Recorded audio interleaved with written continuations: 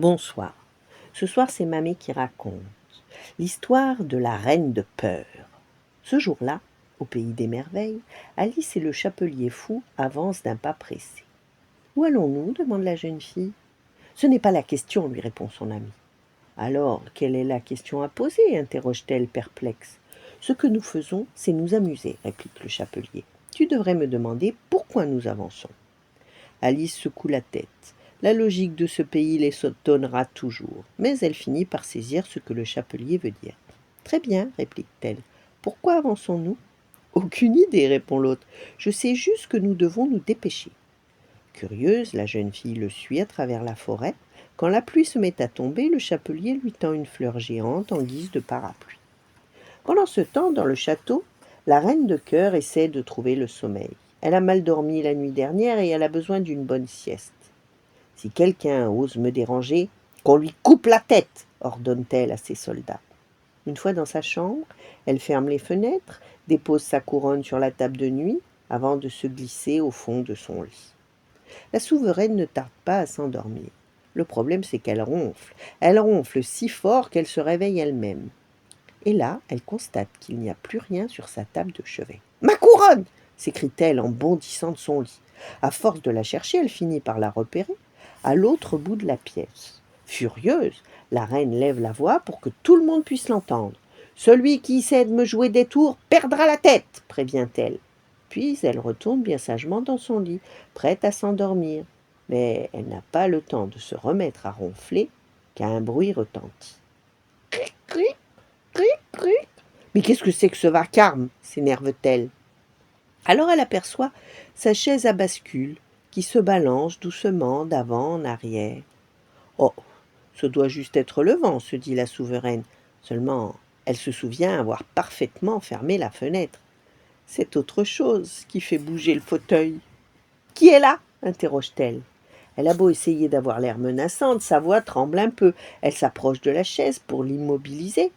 Le problème réglé, elle retourne se coucher, en tâchant d'oublier tout ça. Elle ne va quand même pas avoir peur d'un fauteuil. La reine de cœur ferme les yeux. Elle s'est à peine endormie qu'un nouveau bruit résonne. Squeak, squeak, squeak. Oh, d'un bond, la souveraine se redresse. Là, elle voit les portes de sa garde-robe s'ouvrir en grand. Le bruit étrange, ça vient des gonds. Celui qui essaie de me jouer des tours perdra sa tête, bredouille-t-elle. Elle se précipite vers son armoire pour refermer les portes avant de reprendre le chemin de son lit. C'est alors qu'elle entend un bruit. Derrière elle, quelque chose vient de sortir de la garde-robe. Ça a des bras, mais pas de mains. Ça a des jambes, mais pas de pieds. Et surtout, ça n'a pas de tête. « Oh !» hurle la reine terrorisée. « C'est un fantôme !» Au même instant, Alice et son amie arrivent justement devant le château et ils entendent les cris de la souveraine. On devrait s'en aller, fait remarquer le chapelier. Alors que la jeune fille s'apprête à le suivre, elle aperçoit quelque chose sur le sol. « Je crois savoir pourquoi nous faisons ce que nous sommes en train de faire, affirme-t-elle. Entrons. Ils suivent les hurlements jusqu'à la chambre de la reine. « Un fantôme !» s'écrie-t-elle, « un fantôme !» Elle est blanche comme un linge et elle tremble de la tête aux pieds. Sans hésiter, Alice s'approche du fantôme et retire sa chemise.